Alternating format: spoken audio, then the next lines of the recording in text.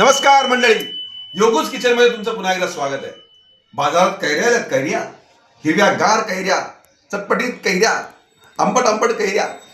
तर याची मस्तपैकी चटणी करूयात आपण. चला तर मग कैरीची चटणी. तर मंडळी, आता अशा प्रकारे कैरीच्या चटणीचं साहित्य पाहूयात. ही एक कैरी, आंबट मिरच्या 5 ते 7, एका नारळाचं हे तुकडे खोबऱ्याचे, साखर आणि मीठ चवीनुसार. चला तर मग मंडळी कैरीची चटणी पाहूया. तर मंडळी, आता हे आपलं कैरीच्या चटणीचं साहित्य आपण ग्राइंडरमधनं ग्राइंड करून घेणार आहोत. हे पहा, या चवीनुसार मिरच्या आतमध्ये चाललेल्या आहेत. हा आपला नारळ, ह्या आपल्या कैऱ्या,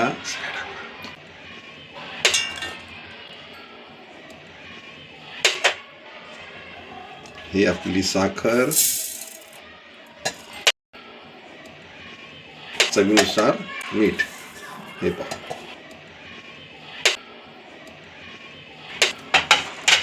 आणि आता आपण हे ग्राइंड करून घेऊयात. ही कोथिंबीर आपण वाटण करत असताना आपल्या गरजेनुसार पाणी टाकून ही ग्राइंडर मधनं काढून घ्यायची. आता ही चटणी आपण सर्विंग बाउल मध्ये काढूया. चला तर मग. तर मंडळी, अशा रीतीनं आपली चटणी तयार झालेली आहे, कैरीची चटपटी चटणी. आता आपण जरा टेस्ट करूया. मंडळी, लाजवाब टेस्ट झाली चटणीची. जेवणाबरोबर, इडली बरोबर, डोस्याबरोबर आपल्याला तोंडी लावायला ही चटणी लाजवाब आहे, कैरीची चटपटीत चटणी. तर मंडळी, अशा अनेक रेसिपीज पाहण्यासाठी योगूज किचन पाहत राहा, लाईक करा, सबस्क्राईब करा, कमेंट करा. खात राहा, सुखात राहा. योगूज किचन, कैरीची चटपटीत चटणी.